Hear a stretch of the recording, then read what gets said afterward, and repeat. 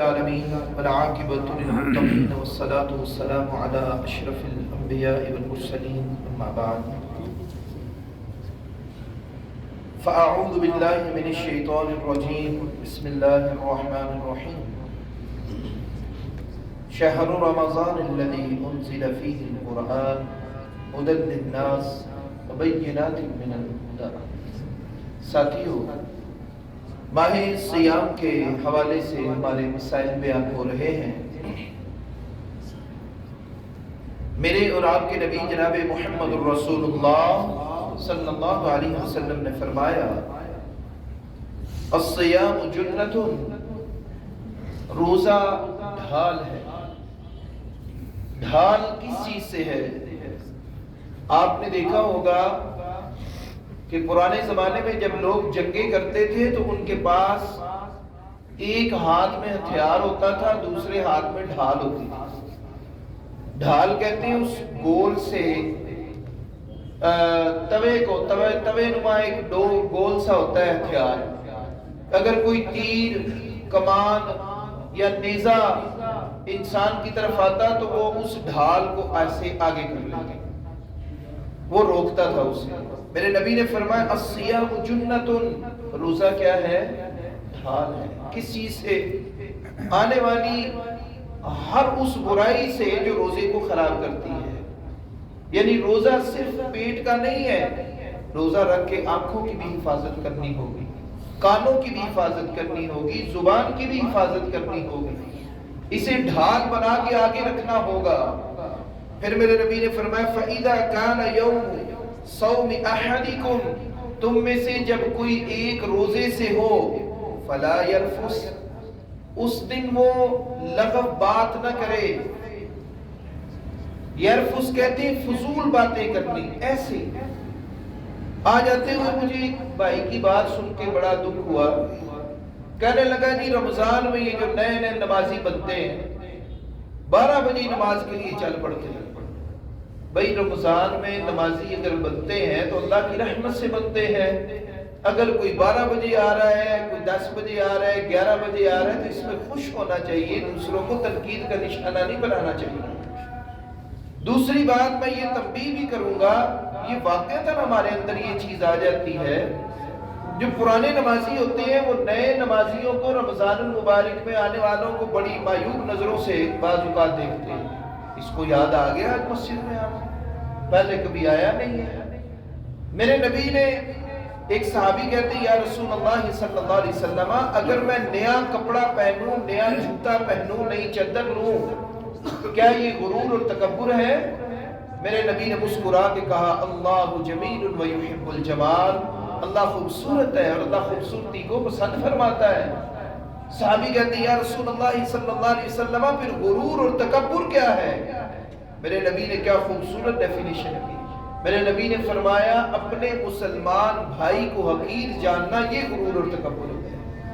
یہ وہ برائی ہے، یہ وہ گناہ ہے جو انسان کی باقی نیکیوں کو کھا جاتا ہے. میرے اور آپ کے نبی جناب محمد الرسول اللہ صلی اللہ علیہ وسلم نے فرمایا روزے دار کے ساتھ اگر کوئی لڑائی جھگڑا یا فحش بات کرنا بھی چاہے تو روزے دار کو چاہیے کہ وہ اسے کہے فَلْيَقُلْ اِنِّي صَائِمٌ، میرے بھائی میں روزے سے ہوں، میں ایسی بات نہیں کر سکتا. میرے بھائیوں اپنے ہاتھ میں تسبیح رکھیے. جب آپ کا ہاتھ تسبیح کے ساتھ چلے گا تو آپ کی زبان بھی ذکر سے تر رہے. فضول لغویات سے گریز کیجئے. روزہ معمولی چیز نہیں ہے.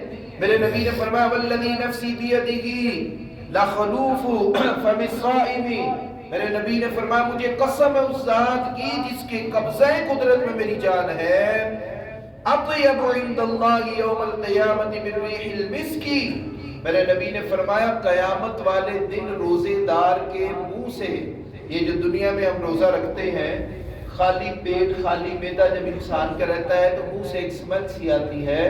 میرے نبی نے فرمایا یہ اسمیل اللہ کو کستوری سے بھی زیادہ خوبصورت لگتی ہے. اب میرے بھائیوں میرے نبی نے فرمایا وَلِلصَّائِمِ فَرَحَتَانِ يَفْرَحُهُمَا، روزے دار کے لیے 2 خوشیاں بھی ہیں. اِذَا أَفْطَرَ فَرِحَ بِفِطْرِهِ، جس وقت ایک جس وقت وہ روزہ افطار کرتا ہے اسے خوشی ہوتی ہے یا نہیں ہوتی؟ جسم فریش ہو جاتا ہے۔ دوسری خوشی کب ہوگی؟ وَإِذَا لَقِيَ رَبَّهُ فَرِحَ بِصَوْمِهِ۔ اللہ رب العالمین نے جنت کے 8 دروازے بنائے، ان میں سے ایک دروازے کا نام باب الریان بھی ہے، اور باب الریان اللہ نے مخصوص دروازہ رکھا ہوا ہے جہاں سے اللہ کی رضا کے لیے روزہ رکھنے والے جو ہے اللہ ان کو اس دروازے سے جنت میں داخل فرمائے گا۔ دوسرا میرے نبی نے فرمایا جس وقت اس کی اپنے رب سے ملاقات ہوگی اللہ رب العالمین اسے روزہ رکھنے کی وجہ سے خوش فرما دے گا۔ حضرت ابو ہریرہ رضی اللہ تعالیٰ عنہ فرماتے ہیں، یہ حدیث بخاری شریف کی حدیث ہے اور بڑی ہی یہ سخت میرے بھائیو حدیث ہے۔ میرے نبی نے فرمایا من لم یدع قول الزور والعمل به، ایسا شخص جو روزہ رکھتا ہے، روزہ رکھنے کے بعد وہ جھوٹ کو نہیں چھوڑتا، لغویات کو نہیں چھوڑتا، جھوٹ بولتا ہے اور اس پہ عمل بھی کرتا ہے، فلیس للہ حاجہ، اللہ کو اس بات سے کوئی غرض نہیں ہے، فیہ ان یدع طعامہ و شرابہ، کہ اس نے کھانا پینا چھوڑ رکھا ہے۔ یعنی ایسا بندہ جو روزہ رکھ کے جھوٹ بولے اور جھوٹے کاموں پہ عمل کرے اس کا روزہ نہیں ہے، اس کا روزہ ہے ہی نہیں ہے۔ حالانکہ میرے بھائیوں روزے کا اجر میں نے آپ کو بتایا تھا، اللہ رب العالمین نے فرمایا صوم لی وانا اجزی بہ، صوم لی وانا اجزی بہ۔ تو میں رب العالمین کی بارگاہ اقدس میں دعا کرتا ہوں اللہ تعالی ہمیں اپنے روزوں کی حفاظت کرنے کی توفیق عطا فرمائے، اور ماہ سیام رحمتوں برکتوں اور سعادتوں والا جو ہے اللہ رب العالمین ہمیں اس کی رحمتیں اور سعادتیں سمیٹنے کی توفیق عطا فرمائے۔ دوسری بات یہ ہے بھائیو، کل انشاءاللہ میں یہ بیان کروں گا کہ روزے کی حالت میں میاں بیوی جو ہے وہ کتنا کلوز ہو سکتے ہیں۔ پہلے لوگ بڑے سمجھدار تھے، پہلے لوگوں کے اندر معاملہ یہ تھا کہ میاں بیوی کا بیڈ الگ الگ ہوتا تھا، آج کل تو کمبائنڈ ہے۔ دوسری بات یہ ہے کہ روزہ رکھ کے انسان اپنی بیوی کے کتنے قریب آ سکتا ہے۔ ناک میں پانی چڑھانا روزے کے دوران کتنا ضروری ہے، کیا روزہ رکھنے کے لیے نیت بھی کرنی ضروری ہے، یہ انشاءاللہ کل بیان کروں گا۔ رب العالمین کی بارگاہ اقدس میں دعا کرتا ہوں جو بیان ہوا اللہ اسے سمجھ کر اس پر عمل پیرا ہونے کی توفیق عطا فرمائے۔ ہمارا جو وضو اور نماز کا سبق ہے اس میں سے وضو کے بارے میں نے بتا دیا تھا آپ کو۔ نماز کے حوالے سے سب سے پہلا کام ہم نماز میں کیا کرتے ہیں؟ سارے بتائیں گے مجھے، کیا کرتے ہیں؟ اللہ اکبر کرتے ہیں۔ ایک بھائی نے نیت کی بات کی ہے، النیت فعل القلب، نیت جو ہوتا ہے وہ دل کا فعل ہے۔ جب ہم گھر سے نکلتے ہیں تو ہم کیا کرنے کی، سبزی لینے کے لیے نکلتے ہیں۔ ایک بندہ نماز کے لیے نکلا ہے، وہ سبزی لینے جائے گا، وہ کیا کرنے جائے گا؟ اس کا مطلب ہے اس کی نیت ہو گئی ہے۔ نیت یہی ہے۔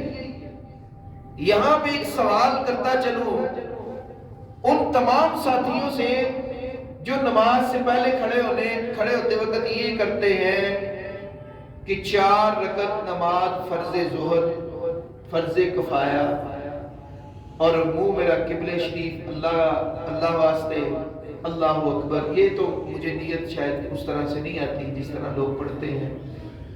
ان سے یہ سوال ہے میرا ایک، ساری نماز عربی میں، قرآن کریم بولو نبی اکرم صلی اللہ علیہ وسلم کی زبان، صحابہ کی زبان، دین جہاں سے آیا ان لوگوں کی زبان، ان کو کیا بھول گیا تھا یہ نیت عربی میں بتانی؟ نعوذ باللہ۔ اچھا دوسری بات یہ ہے کہ چلو ہم جو ہے یہ پنجابی یا ہندکو والے ہم ہندکو میں کر لیتے ہیں، پختون کس طرح کرتے ہیں؟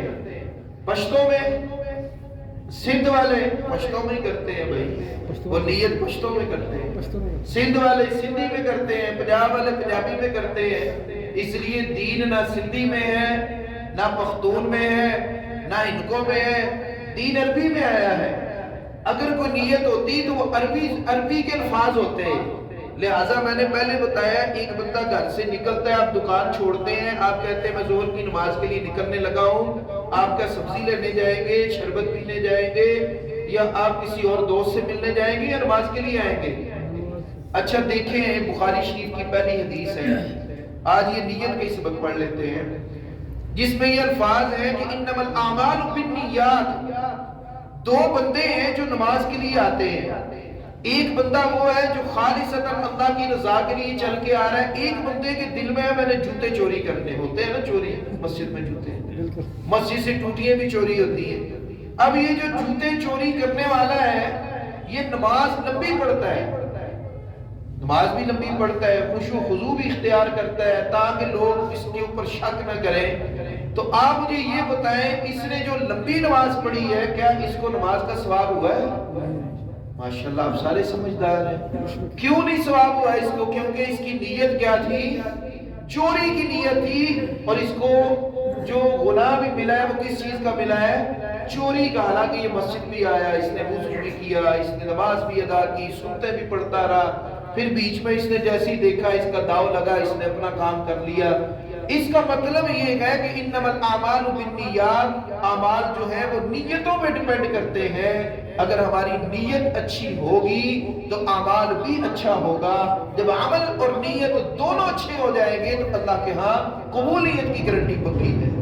اس لیے یہ بات یاد رکھ لیں، نیت جب ہم گھر سے نکلتے ہیں اس وقت نیت ہو جاتی ہے، نیت کا کوئی معاملہ نہیں ہے۔ النیت فعل القلب ہے، نیت دل کا فعل ہے۔ نماز شروع ہوتی ہے اللہ اکبر سے اور ختم ہوتی ہے السلام علیکم ورحمۃ اللہ، السلام علیکم ورحمۃ اللہ سے۔ میں کل یہ بتاؤں گا کہ جب ہم نے اللہ اکبر کہنا ہے تو اپنے ہاتھ کہاں تک اٹھانے ہیں، ہاتھوں کے حوالے سے احادیث کے اندر کیا ذکر کیا گیا ہے۔ اور رب العالمین کی بارگاہ اخلاص میں دعا کرتا ہوں جو بیان ہوا اللہ اسے سمجھ کر اس پر عمل پیرا ہونے کی توفیق عطا فرمائے۔ کسی ساتھی کے ذہن میں کوئی پیچیدگی کوئی سوال ہو آپ بلا جھجک مجھ سے پوچھ سکتے ہیں، لیکن ادب کے دائرے میں۔ جزاک اللہ۔